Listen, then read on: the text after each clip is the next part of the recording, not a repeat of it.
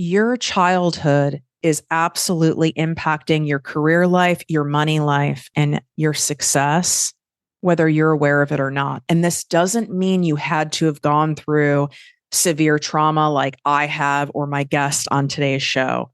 It could be unique relationships, messages that were said, things that were unspoken, certain area where you lived and how things were just done at that time. And all of these end up getting absorbed. Children are like sponges. And then subconsciously, we act out on those beliefs that have been so ingrained later in life. And then this can impact your self-esteem, making it harder to pursue certain goals, dreams, and even take risks. It can lead to emotional difficulty, having you avoid certain types of relationships or asking for things that you want or putting yourself on a limb for certain opportunities that you may want. And they can seem so isolated, but the dots are really all connected. And I brought on one of my favorite podcast hosts, Paul Gilmartin. He is the host of the #1 mental health podcast for many, many years. It's an amazing show. I've been on his show, and that's linked inside the show notes. And he used to be on TV for a long time, and he's also a comedian. And we both share very openly how things that have happened in childhood and the messages that we picked up, the ones we knew about, the ones we didn't know about, how this impacted our success and caused drama in career and money later on. Be prepared to have your mind blown into shooketh land. If you're tired of hearing the same old basic mindset and motivational fluff talk, you've come to the right show. Welcome to Project Me with Tiffany Carter, the podcast, where we dish on everything from managing that crazy brain of yours to manifesting abundance to my straightforward, actionable steps that will make you major money online. Now, I'm not your typical multimillionaire entrepreneur. It takes a small village to keep my anxiety and depression in check. I'm inherently disorganized with an intense obsession with office supplies. Your girl here is a digital marketing content expert who's generated over $200 million in sales. I promise by tuning in twice a week, you will get a much needed refreshing dose of truth, clarity, and cash-making advice. Now let's get to it. Okay, so this is so good. You're going to love this, Paul. I did not know that my therapist listened to my episode on your show, which is, by the way, you guys, episode 663 on the mental illness happy hour. It is my favorite podcast. It's a great episode. I thought it was really good. Oh, that says a lot coming from you. Yeah. Yeah. And I loved it. As soon as we finished recording, I was like, oh, that's a gem. We went deep, and I'm giving a trigger warning for some of you, just so you know that, but the link will be in the show notes and it's in the description on YouTube. So I have there's a full pit crew to keep me alive. One of which is my therapist. It's not like I sit with my therapist and tell her which shows I've been on. That'd be kind of weird. But I didn't know she listened to your show. So she heard the episode, text message. I'm listening to one of my favorite shows, the Mental Illness Happy Hour. And there you are. There's some important stuff in here to talk about more in therapy. That's so fantastic. Truer words have never been spoken. So fantastic. Isn't that great? I have the best therapist. I was my God. And it's not, I just want you guys to be able to hear from two people where on the outside, you really might think we have it together. And we have it together in some areas, but not as together as you would think. And your career, Paul, is one where I could see a majority of people, since you've been on TV on a long running show, you're a comedian that actually gets paid. You have one of the top podcasts in the entire world in a very competitive mental health space. They could come up with all sorts of assumptions about you, most of which aren't true. But I want to go back to the TV part of your career. What led you there? Did you always want a career in front of the camera? Did it I just did. happen? What? No, I did. Tell I me did. about it. I remember I always wanted to do stand up. I fell in love with George Carlin's stand up. I identified very much as a fourth grader in a Catholic school, hearing him question authority and make fun of a lot of the bullshit in the Catholic Church. I was just like, oh, this is my guy. And all of my favorite classmates were always people that were kind of irreverent, had a good sense of humor, and our currency was making each other laugh. So, and I remember vividly like being 12 years old, somewhere around there, watching The Tonight Show, and a stand-up comedian and everybody was laughing and I wasn't laughing. And I realized, oh, I'm studying them. And so from kind of that moment on, I really wanted to be either a stand-up comedian or kind of do something like Johnny Carson did. But then I brushed it aside, went to college, was studying to go to medical school, was getting ready to take the MCATs. And there was a stand-up competition at my college, and my roommate talked me into doing it because he knew me. He knew me, and he's still my best friend today. And he said, you got to do this. And so I was like, well, I'll take an acting class to learn how to get more comfortable being in front of people. And I fell in love with acting and changed my major to theater. And then when I got out, I was too afraid to do stand-up because the writing was on the wall that I was never going to make the Second City troupe. And as crushed as I was, I'm glad in some ways that I didn't, because it forced me to go write and act, to not be dependent on somebody hiring me to be in a troupe. So now I had something that I could go and hit the road and work when I want to and when I didn't want to. But all along, the goal was kind of to ultimately move to Los Angeles and get a sitcom or expand the stand-up career. And I moved out here and got nothing for that first year and a half and was about to give up. I did the audition for dinner in a movie, and I thought it went pretty mediocre. And they called me back. You know what callbacks are, right?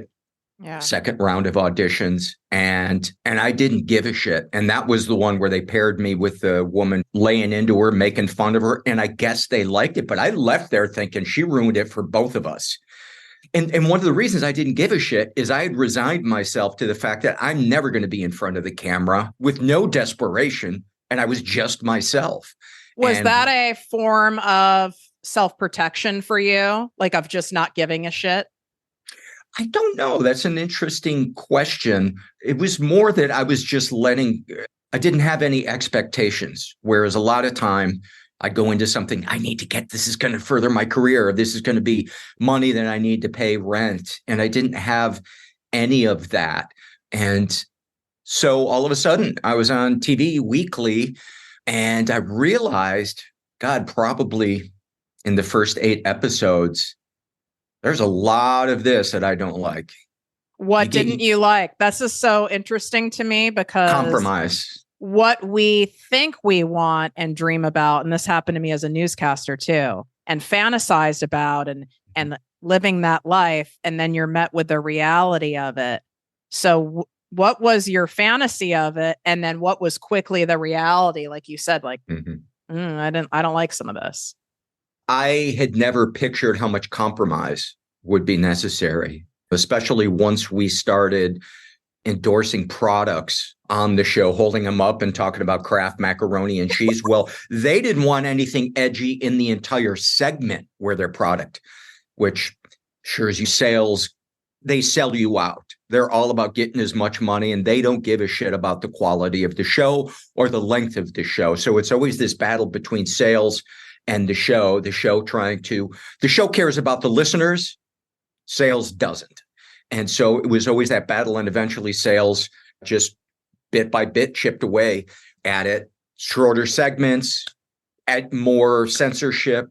But even before we got to that point, the critical voice in my head was so mean, and also so kind of narcissistic and self-involved, thinking that anybody gave a shit about the quality of my outside the show.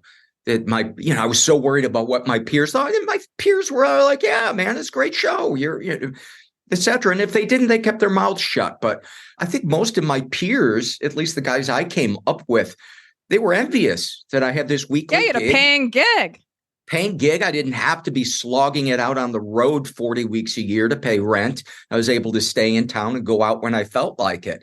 So there were many parts of it that was good, but it was an improvised show. And so we're writing it as we're doing it. So 10 hours of coming up with something on the spot while the crew is waiting, knowing that 1 million plus people are going to see what you come up with every week. That's very vulnerable.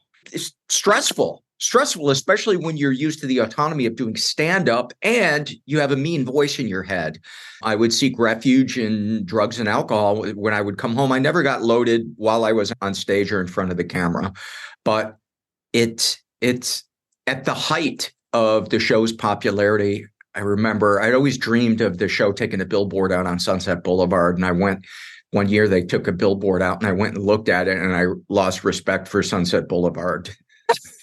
You weren't into seeing your mug up there? No. It was just, if your brain thinks you're a piece of shit, no amount of success will quiet that part of your brain. You need to do work unrelated to your profession. Yeah. And I'm guessing you have some of this in you too. Yet most of us continue to seek the external validation through this kind of work or whatever kind of work I was in. So I kept chasing it, but it never scratched the itch. Does that make sense? It doesn't. Yes. And that's the phrase I use. It doesn't scratch the itch with emptiness and anxiety and something's missing that I can't put my finger on. So I started seeing a psychiatrist and he said, I, in good conscience, cannot continue to see you until you give up drugs and alcohol because that's increasing your depression.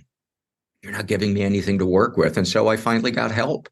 And that's really when I came to the starting line. It didn't solve anything. It gave me a chance to begin to solve things and take a good hard look at how selfish and afraid I was, how bad my coping mechanisms were, how self-involved I was, how kind of cold, and how the lengths I would go to be the center of attention or get validation. And it makes me cringe thinking about it, but I'd like to think I'm not that guy today. And the other thing that I had to take a good hard look at is how I treated women, one night stands, massage parlors, stuff I really have a hard time pressuring women into sex. I had always kind of, and I'm talking verbally, like the manipulation. The verbal manipulation, because I'd always thought violation has to be physical. You have to be restraining somebody. It never occurred to me that you're like, oh, come on, you're, et cetera,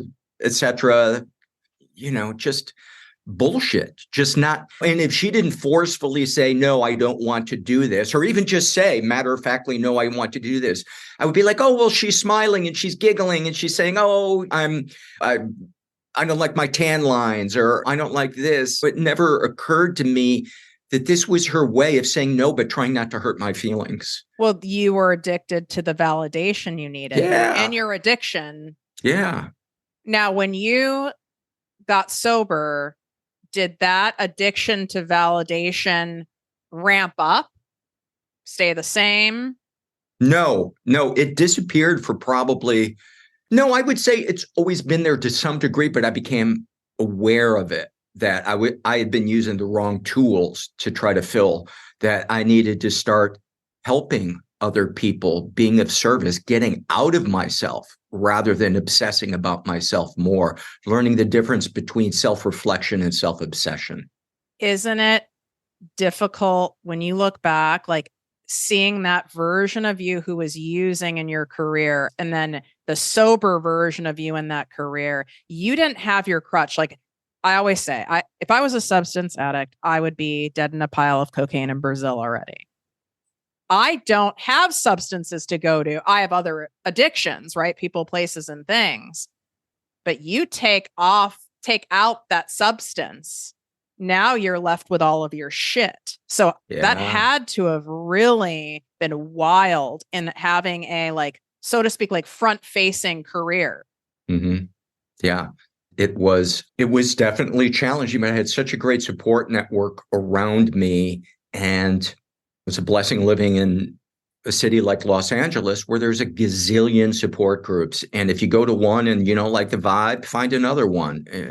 I feel sorry for people who live in a small town in the middle of nowhere, where, like, if there's somebody really annoying dominating their support group meeting, and that's the only meeting they got. With Zoom now, it's much better. You have options, but still, Zoom can't really mimic the getting a hug from somebody, being in the same room with them. But yeah, I faced my shit in layers. It was hard, but I don't think I've ever done anything in my life that was as worth the time and effort spent, because it's an umbrella that covers everything. Our sickness, no matter what it is, it degrades everything, because it's the filter we view reality through. It's how we do one thing, we do all things. Like, as a codependent, recovering codependent, I remember I said to my sponsor in my main program, I don't know, I think it was 4 years in. And I was like, you know what? I think my codependency is showing up in my place of work. It's like, yeah, no, that was great. I really didn't see. I thought it was in love relationships and family dynamics and that kind of stuff. How did your addictive side of your personality show up in work? Like, in forms of maybe how it sabotaged you looking back? Yes, the self-obsession, taking myself too seriously, trouble letting go of the results and just going, okay, it's not how you wanted it to go, but it's good enough. Good enough is really hard for addicts and people who were kind of raised around conditional love, whether it was real or imagined. So that was difficult. One of my bad coping mechanisms is when I get really insecure, I get dirty. My jokes get blue. Like, are you someone who go, I mean, I listen to your show, so I know where you can go. Like, you go, there's a gray area, but you like go a little too deep in the gray. Is that what you're saying? Yeah. I remember one episode of Dinner and a Movie we were doing, and there was something with a cake that was just really delicious. And I was like, oh my God, this cake is so good. And then I started mimicking that I was fucking the cake. And of course, they couldn't use that on air. It made the crew laugh. But God, I have to imagine there were people in the crew that were like, that guy needs to get to therapy. I had no boundaries, or very little boundaries. And I also, in terms of like imagining what other people's boundaries might be. Like the respect of someone else might be uncomfortable. Yeah. Talking about sex freely, or just launching into a diatribe about politics, just to really kind of know very little sense of the fact that what I am interested in talking about might not be what somebody else is interested in talking about. Do you think part of you did that even subconsciously to get the rise, because it gave you some juice, like to get the laugh, to get the shock value? Yeah. It is a form of saying, look at me. And also, I think there was a lot of rage underneath there. When I was going through Second City's training program, our teacher was asking for suggestions for an improv game we were going to do. And I don't even remember what my suggestion was, but he stopped the class and he looked at me and he said, "You are so hostile." I thought I was mellow, easygoing, funny, charming. And yeah, maybe I could be those things sometimes, but my humor was a weapon. My humor was a weapon. And I think a lot of comedians, whether that weapon is to turn on themselves or to kind of turn on other people or society. So I started going to therapy. Actually, the moment that made me realize I really fucking need help is I was stuck in traffic in Chicago and I just lose my shit. I'm at a red light. It turns green, but people are still ignoring me, crossing in front of me. I'm laying on my horn. Pretty soon my head's out the window. And all of a sudden, like out of a time machine, this guy from like the 50s with the fedora, the briefcase, the trench coat, his face is an inch from mine. And with a mixture of pity and disbelief, he looks me right in the face. And he goes, son, get a hold of yourself. Isn't it interesting how somebody who has only known you for 10 seconds can see deeper into you than you can see deeper into yourself? I've had this happen a couple times. One was a flight attendant. Yeah. What happened? And she saw my shit. I've shared it in another episode on the show. And we proceeded to go into a crash landing, which that's a whole nother story. I was so in my disease, and I was in a relationship with an active addict, and I was doing the whole codependent dance. I can save him if he loved me enough. I went to support programs to take notes to try to fix him, all the things. I was in pure insanity. She saw my insanity and she didn't buy into my mask.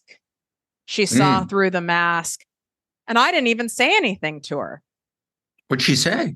She asked me, just coming on a plane, how are you today? She was very delightful. And I always had some bullshit canned answer because I was always miserable. So I knew that wasn't always, sometimes I would say that for the laugh, like, oh, miserable. And then people would laugh. But I said, it's been a day. It's been a tough day, something like that. And she was like, well, people are in your life for a reason or a season or a lifetime. And holding on too long, you're going to get dragged. Wow. That's some ninja fucking codependent recovery. So sick. I was in my false self, as we call it, right? Like, I don't even know what I said. I said some gloss over bullshit. And I just bring me the vodka, bitch. Exactly. And I avoided eye contact with her because I was like, she sees me. And this is why, Paul, I had to quit TV. And I'm fascinated how you fucking lasted so long. And I don't know if it was because you were using at night. When that veil of denial of all the abuse I suffered from me going on, the gang rape, someone was murdered, was a journalist, it started puncturing that denial I was in. I was literally going to have a nervous breakdown on the air and be one of those people because I just pictured all these eyes micro dissecting me, and I couldn't handle it. Yeah. And I find it fascinating how long you lasted when your self-worth was in the toilet. How did you do that? Well, before I answer that, I want to, if she had asked me, how are you doing? I would have said, in all seriousness, I hope we crash so I don't have to make the decision. And you would have been going for the highly inappropriate laugh. Yes. I probably wouldn't have said that, but if I was to be honest, because when we would experience turbulence, I remember chuckling that everybody would be, white knuckling it and terrified. And I'd be like, please fucking go down because I don't have the balls to kill myself. But as far as the other thing, the really heavy shit, the really heavy trauma didn't start getting processed until the show had been off the air for about 1.5 years, 2 years. And I was distracting myself with video games and woodworking, obsessively woodworking, and occasionally pornography as well. Okay, but that is the most random lineup I've ever heard in my life. Yes, that's hysterical. Yeah. Porn and woodworking, folks.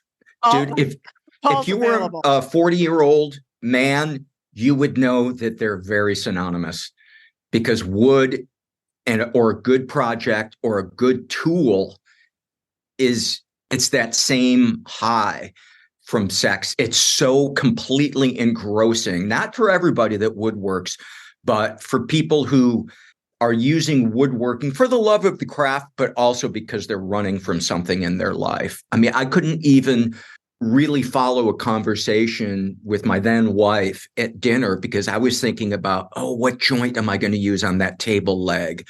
What wood should I use? It was a way for me to not be present, to feel, now that I wasn't numbing myself with drugs and alcohol, I was numbing myself with woodworking. That's why it's so important that you do on your show. I hope I do a good job for you guys on here, literally you can be addicted to anything that takes you outside of yourself, anything that you get that consumed with. Our mutual friend Andrea, she's addicted to Candy Crush, and it's not a fake addiction. I'm talking she's on level like 5,725 and like a Hall of Fame or some shit. Wow. Okay.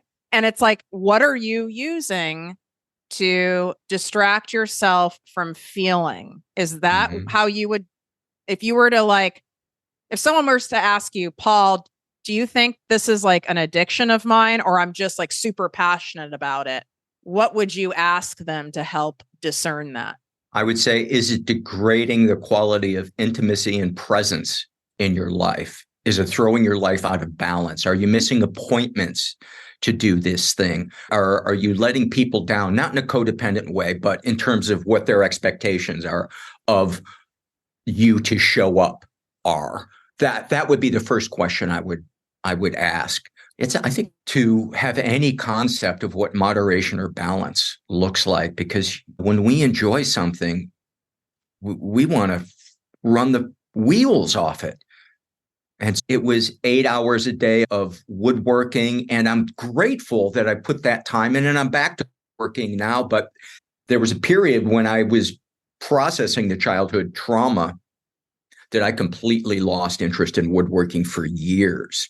And it wasn't until maybe 5 years after I started processing that stuff that I began to take an interest. But the passion for it is, I'd say maybe it's kind of back for it.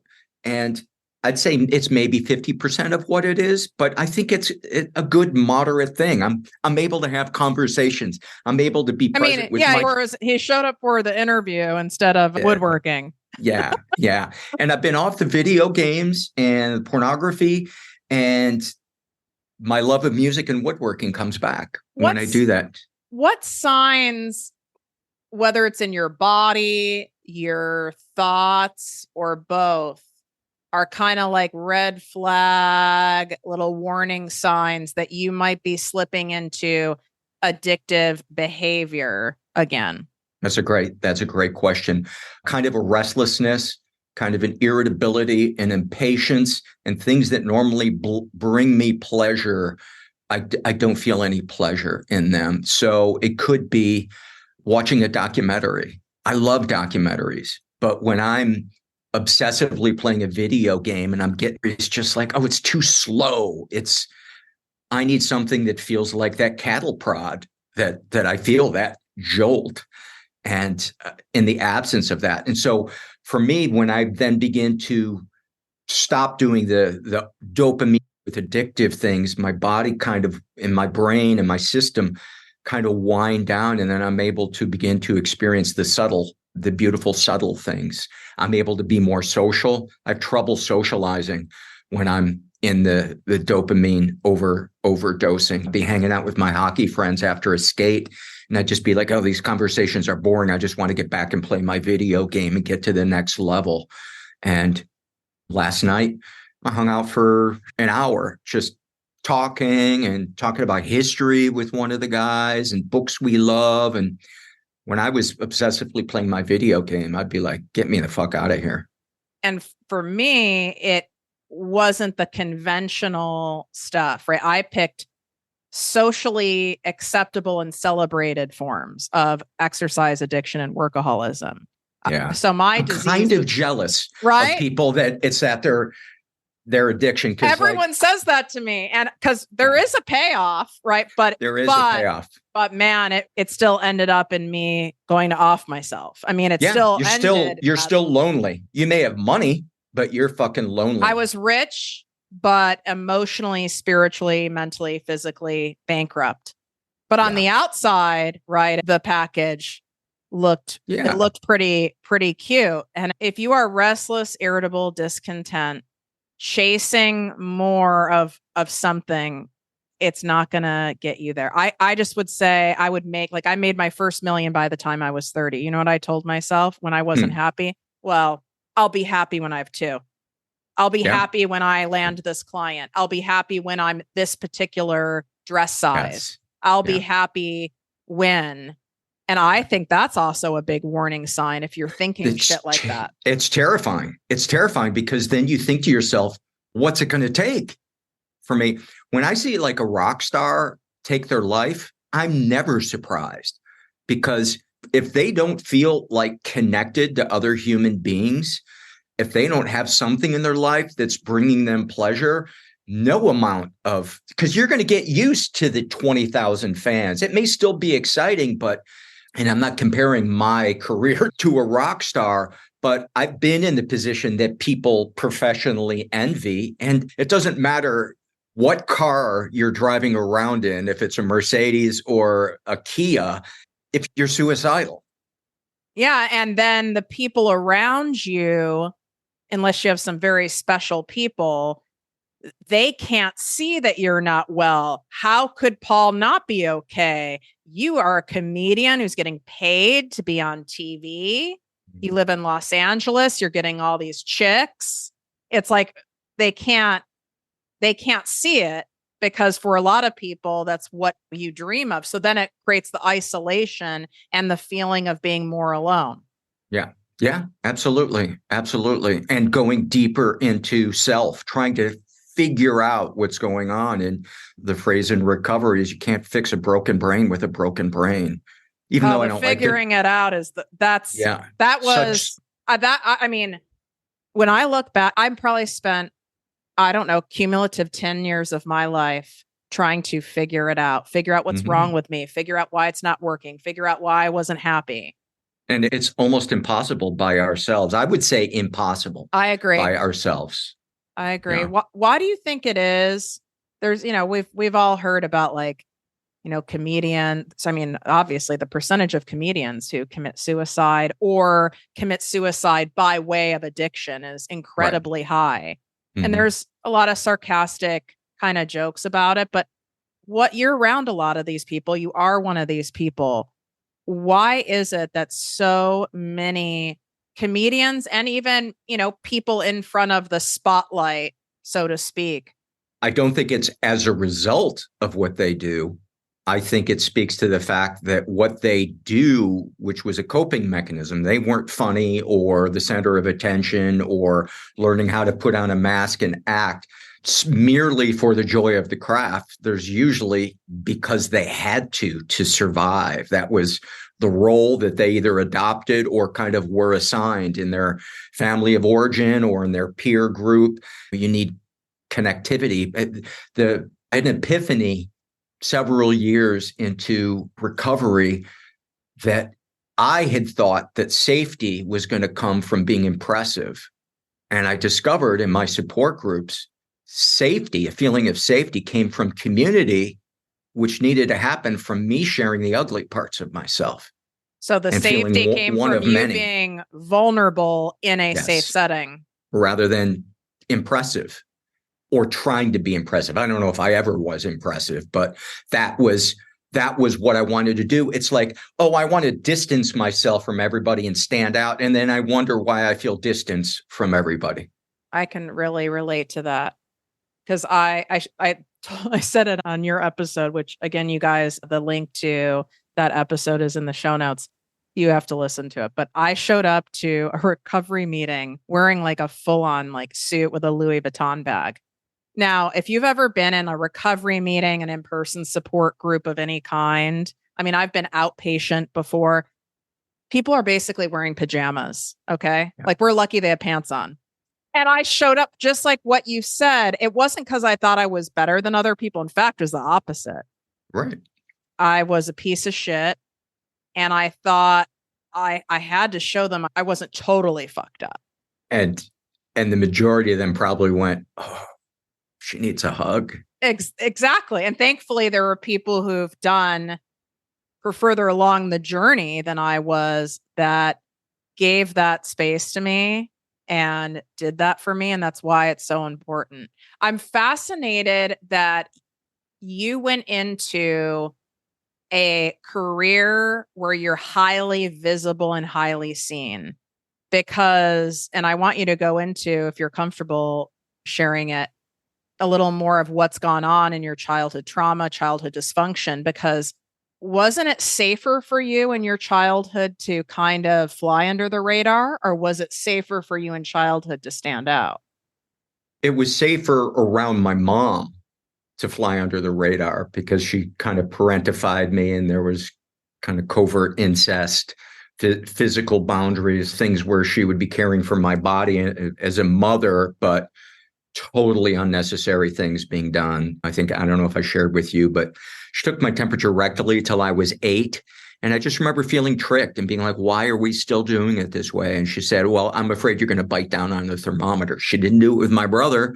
And I just remember pushing it out of my mind, and I would just shut down. She would bring me in with all this praise. And then she would say, oh, your mom's cutest, most adorable. And she'd squeeze my face. And then she'd say, but you're rotten to the core.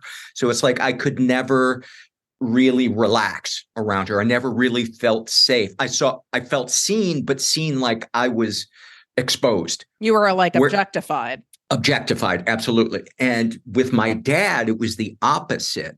He was trapped in his own kind of alcoholic, self-obsessed thing. And so I wanted his attention and approval. And he was neglectful, but not abusive, although I suppose neglect is a form of abuse. You see your wife is grabbing your son's ass and telling him how attractive he is. And then you don't do anything. And you don't do anything. We had the very similar dynamic, mom, dad, dad, didn't emotional abandonment. Right. Yeah. And I also think a big part of it was wanting to be popular with girls. It was just a feeling of look at me, don't look at me. And where did the don't look at me play out in your career? Because the look at me in your career is obvious. But where did the don't look at me show up? Was that in you doing some subconscious self-sabotaging of it? Yes, in like 1990. So I'd been doing stand-up maybe for 3 years. And he took a liking to me, and he said, I think you do great on Letterman. I'm going to recommend you. And I never followed up with a phone call because I felt like if I get that attention, I'm not going to be able to follow it through on the road as a headliner. I'm not ready yet. And part of that might have been true, but I did a comedy festival. After I got sober in 2003, and in 2004, I started taking comedic chances instead of doing straight monology as myself. I also started. What's monology? That's a Jerry Seinfeld. Oh, okay. So I started performing as a character, which was a satire of things that I was angry about politically. So he was a super right-wing, kind of hypocritical Christian on paper, but not Christian in his actions. And this was before Stephen Colbert started doing his thing. So it got a lot of attention. And 1 month into doing this character, HBO was like, we want you at the Aspen Comedy Festival, and we're going to put you in the show that gets the most attention. And we want to have some meetings with you. And I had one meeting with them, and I was like, yeah, I don't know if I would cut it as the star of a show. And not that it would have ever happened, but I never pursued it. So there's things like that all throughout my career. Let's dig on this though. I have several videos and several podcast episodes that went mega viral on the fear of being seen and visibility. Mm-hmm. And I know people are shook at hearing some of those subtle things that we do, like even procrastination, avoidance, not following up, not making the phone call, not asking the question. But when you said about the Letterman thing, like I was afraid I wouldn't be able to like handle it. Go deeper into that. It's a fear. It's a fear of the imposter being discovered. And I think that's tied to perfectionism. So it was a fear of responsibility and not being able to deliver. And then it's like you're standing on top of a ladder with I was comfortable being a touring road comedian where if I had a shitty show one night, it's off into the ether. It's like bumfuck Kentucky somewhere. Exactly. So I would be comfortable with that kind of responsibility and being able to deliver. I was comfortable with. I would say even sometimes on the show that I did, I felt that I was a good TV host. I felt that I was funny. Sometimes there were comedic choices I made that I'd anguish over.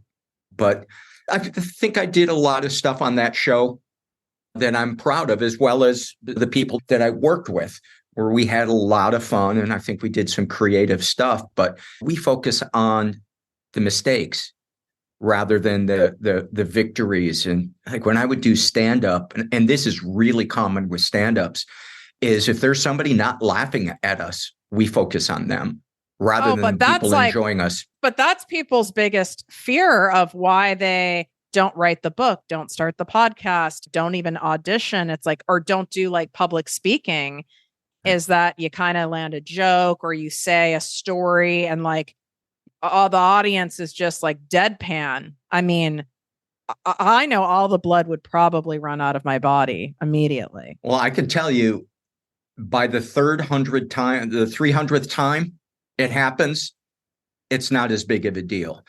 I got sober in July of 2003. And up until that point, the holy grail that I wanted was to have my own Comedy Central half-hour special. And kept submitting, getting rejected. I get sober in July of 2003. They call and they say, we want you to do a half-hour special. And I remember thinking, okay, yeah, I could take it or leave it. Yeah, I was excited, but it wasn't going to define me because I had already kind of begun to realize, oh, there's this new path of connection and service and et cetera, that was beginning to fill me up.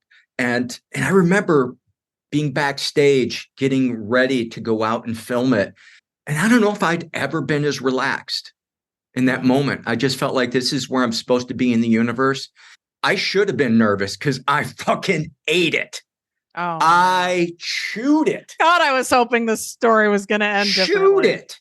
And I went up to and even my friends who were there knew they couldn't lie. They were like, boy, that was rough. I had been a stand-up long enough to know, and I'd done enough TV as a stand-up to know that in post, they will sweeten it. They'll bring the laughs up. So I knew I just have to pretend I'm doing great because somebody watching pull it off. Yeah.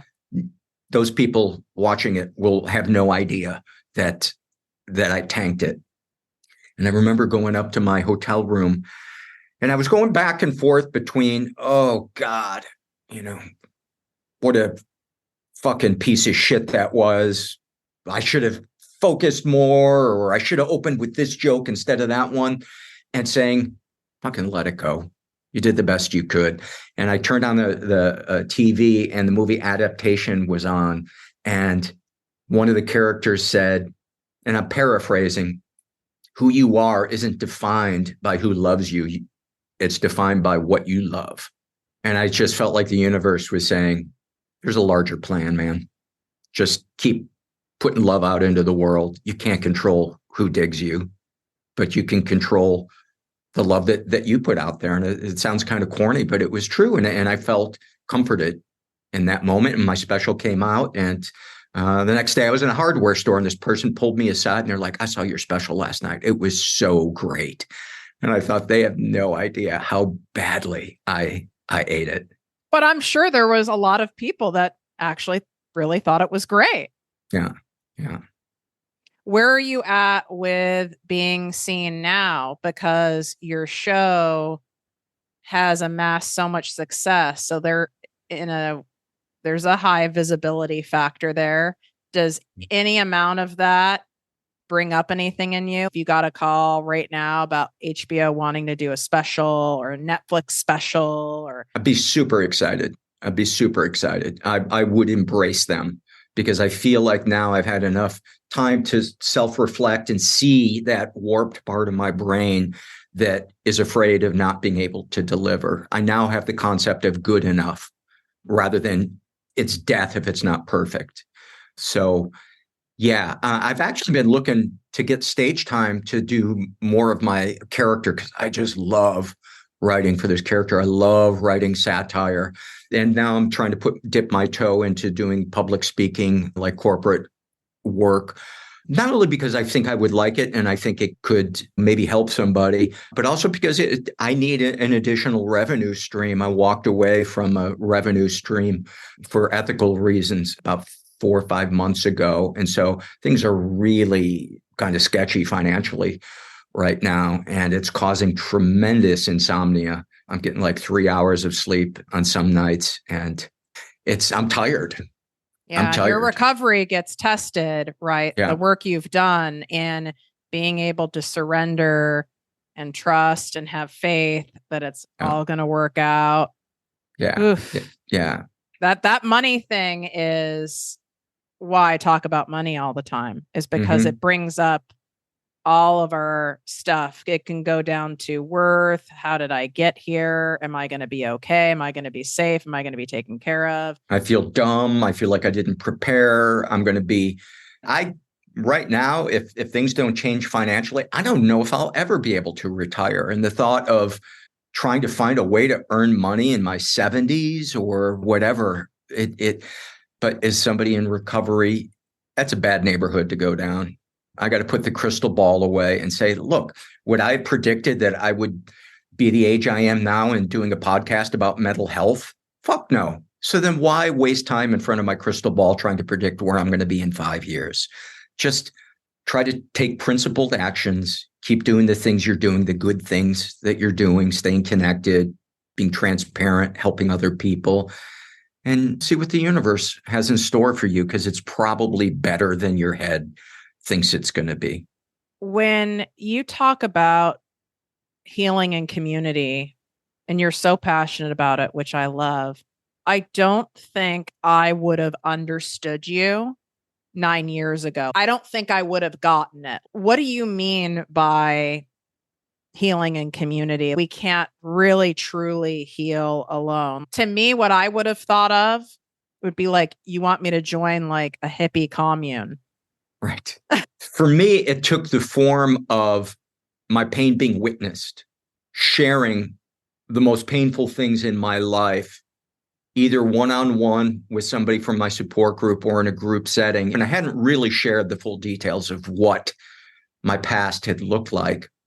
And I was leading the meeting one night, and I shared that, and I immediately was like, oh my God, that was a mistake.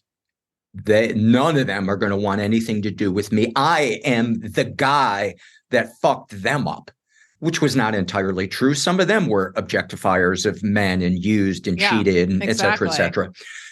And a group of us went out for dinner afterwards, and I'm sitting at the table and I'm just lost in my thoughts. And this female fellow, Sarah, said, "What are you thinking about?" I took a deep breath and I went, "I'm just so regretting what I shared." She's like, "Why?"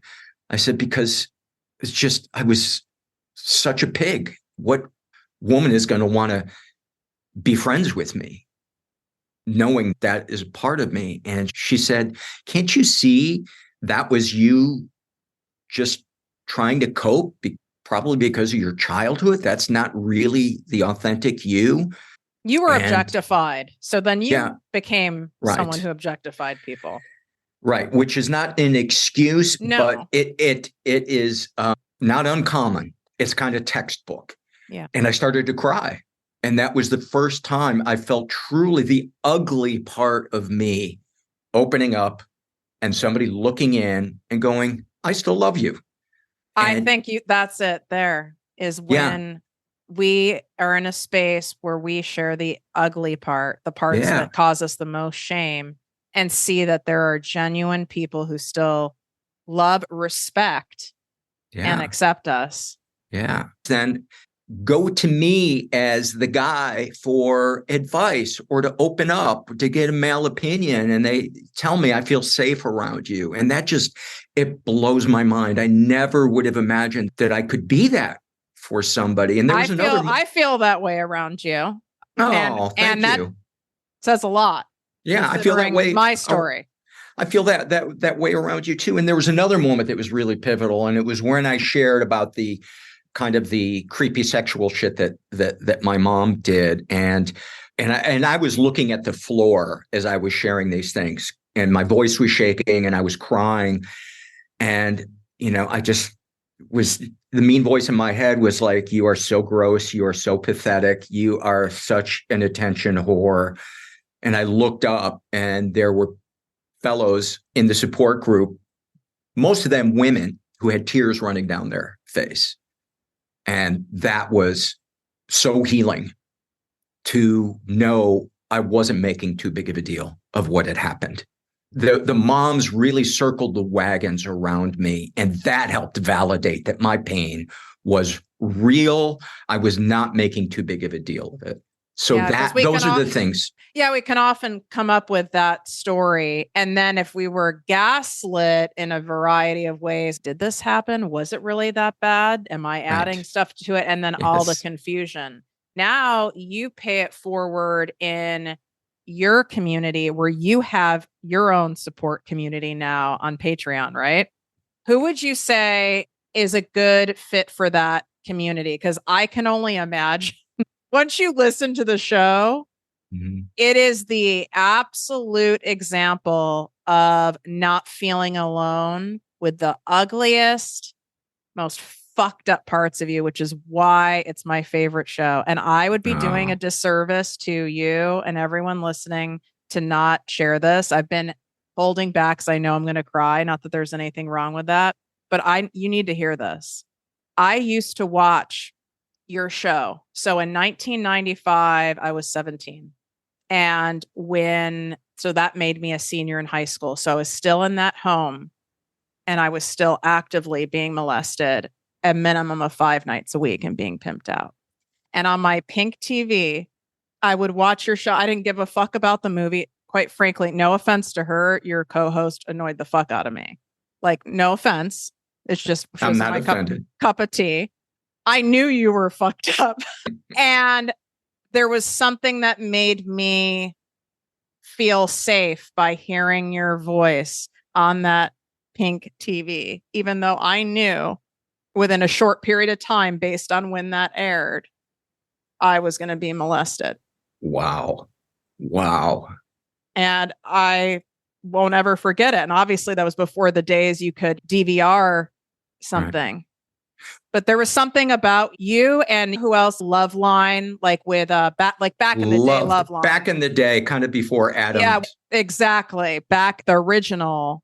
Right. Before he got cranky. Exactly. You and him, same kind of figure. It was like the grittiness, the darker kind of humor.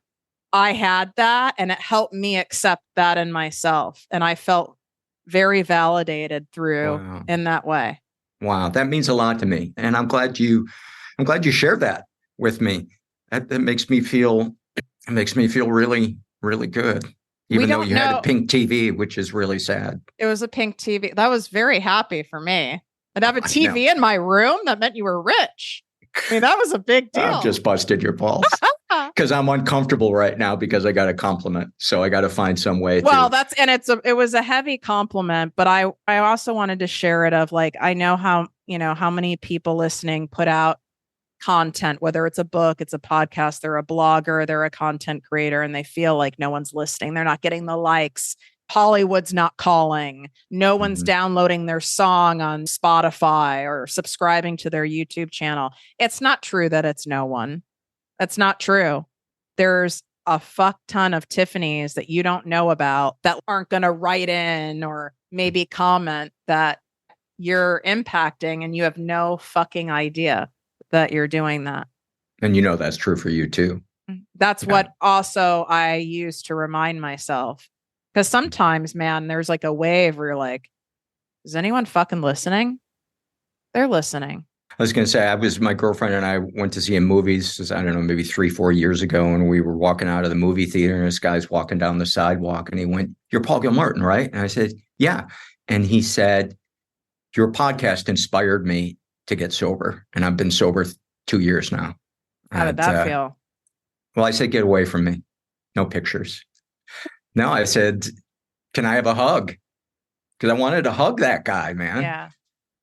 That felt better than getting an HBO special. Yeah, any show business accolade. Not that the HBO getting an HBO special wouldn't have been fucking exciting and life-changing, but it wouldn't have stuck with me. The accolades are like candy, delicious for a minute, but it doesn't last with you. Whereas like a moment like that, I'll remember for the rest of my life.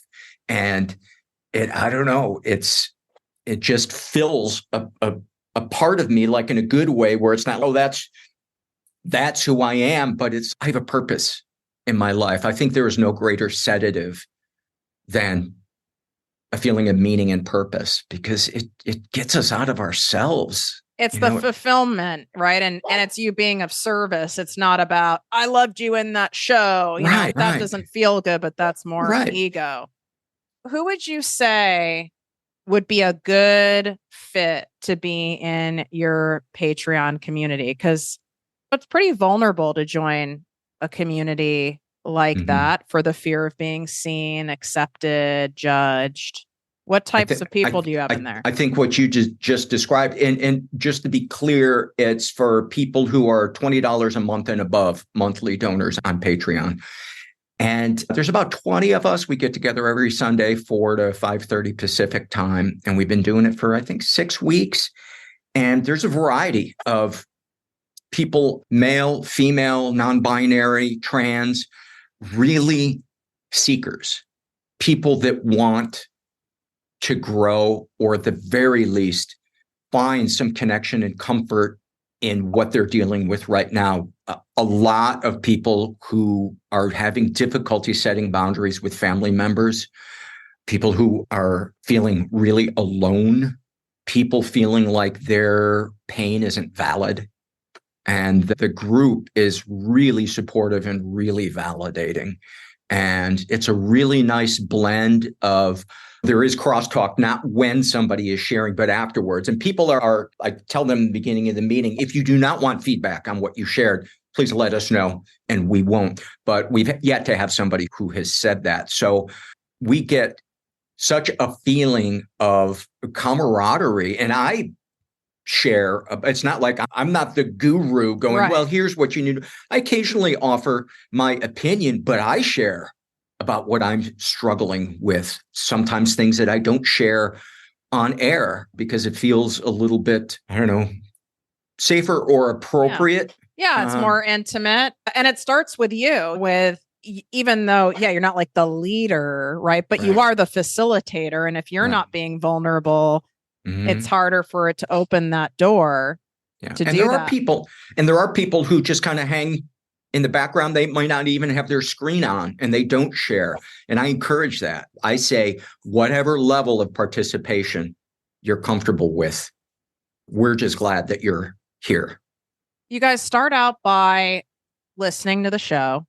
You will instantly feel not alone. He does something that I love, where he reads these surveys where you've had thousands and thousands of people write in their darkest secrets. And we have episode 666 is coming up. So I'm going to read the darkest surveys. That'll end up being people like me. That'll be like our favorite. I brought the idea up at the Sunday Patreon thing, and I said, I'm thinking about doing this because a listener had suggested it. What do you guys think? And they were like, fuck yeah. Go ahead. I cut you off. Yeah, no. I was just thinking, like, the reason why when you read those surveys, it reminds us how every single person in this world, every career, every identifying quality they have, we all have deep, dark shit. And it releases the shame. And you know that you're not alone. And at least do that for yourself, so you're not sitting in it. Because sitting in that shame alone, you can keep doing it. But I'm going to tell you, pretty soon it turns into a grave. It does. It does. One of the things I like to say is your feelings aren't going to kill you, but running from them might. Yeah. I appreciate you so much. Oh, right back at you. Right back at you. You're so easy to talk to, and you ask such great questions. Who was the first? I found myself wanting to know this question, when I shared about that meeting where I shared the things that happened to me, and I looked up and, people were moved by it. Who is the first person that you opened up to about what was happening to you, and what was that like? The first person that you felt seen and embraced. This is going to sound really wild, and I would love I would love to have him on the show. I don't think I've had the balls to ask him. It was my news director, who of Really? course I was fucking. Yeah. Just to complicate matters. And to sabotage part of my career, and Sure. obviously his. But he had a brilliant man, but a very well read, well educated. I think he had a double major in psychology. He saw me. He saw through all of it, but built a lot of trust first. Right. And then highlighted. That was his favorite thing to do. You get scripts back with red pen, like sucks. And he took the book Toxic Parents and highlighted a whole section and went off to work or whatever in the morning. I was at his house and left it open for me to read, which I thought was actually a very gentle approach, really. And I went, oh, fuck. He sees me. He knows. That was the first. And then it opened up a conversation. So he was truly, and all that was supposed to happen, even me sleeping with him, because that level of even sexual intimacy created enough of a trust that I could feel safe and receive that from him. Yeah. There's a lot of us that wind up getting that moment of connection or feeling that it's going to be okay to continue to open up more in ways that seemingly on the surface are like, was that a good thing? But then down the road, you go, it had to happen for it had to happen that way. Yeah. And I had great admiration and respect for him as well. So it wasn't coming from someone who at that time in my life where I just go, oh, what an idiot. It had to be him. Yeah. And that's proof to me of the higher power was always at work, even when I thought God forgot about me. When I look back and when I got into step 3 and I found a God of my understanding, it's undeniable all the things that really have happened and that I'm even alive. Like I was being cared for. And was he the first person you told or the first person you felt seen by when you shared it? Both. Yeah. I told people I was raped at 15, a date rape, not saying that to minimize it, just to qualify it. And that was more socially acceptable in my mind to share with some people I dated in college. Like I was raped, but to say I was my real story, fuck no. Because it was still happening. I was being molested till I was 21 years old while I was on air still. So that I couldn't share that, but I could share that I was raped with people, that there was less shame around that for me. I'm not quite sure why, but there was less shame. Yeah. So that was big for me. And I told him who the primary molester was and that it was still happening. So he even knew, and he helped me put that to an end. He said, this person is not allowed here ever again. I needed someone else to give me permission, probably had to be a male, give me permission to where this isn't happening anymore. And if this person shows up, you let me know and I'll be there in a second. And that's how it ended. Is there any better feeling than knowing somebody has our back or we're showing up and backing somebody else up? Both. I'm solid as fuck. You want me in your life. I've got you. But there's a very short list of the people I feel that way about in return. And they're so dear to me. And they're from recovery. That's one of the gifts. And everything I say sounds like a fucking cliche from the fucking book, but it's true. Yeah. And it works if you work. It really does. There were times, the second support group I started going to, the first 9 months, I sat in the back with my arms folded, didn't get to know anybody, didn't pitch in and help with setting chairs up, left as soon as the meeting was over, and I got nowhere. And then I kind of had a moment of clarity about 9 months in. It's like, I need to go to more meetings, get to know people, help out, and go to the bite to eat afterwards that everybody goes to. It'd be like going to the gym and sitting at the smoothie bar expecting to get fit. Exactly. I love talking to you, Tiffany. Any support that you need for your community, you've got it. You've got it here. I appreciate it. If you enjoyed this podcast, please write a 5-star review on iTunes. Not only will this make me super happy, but it will allow more listeners to find our special show. Simply help me help others.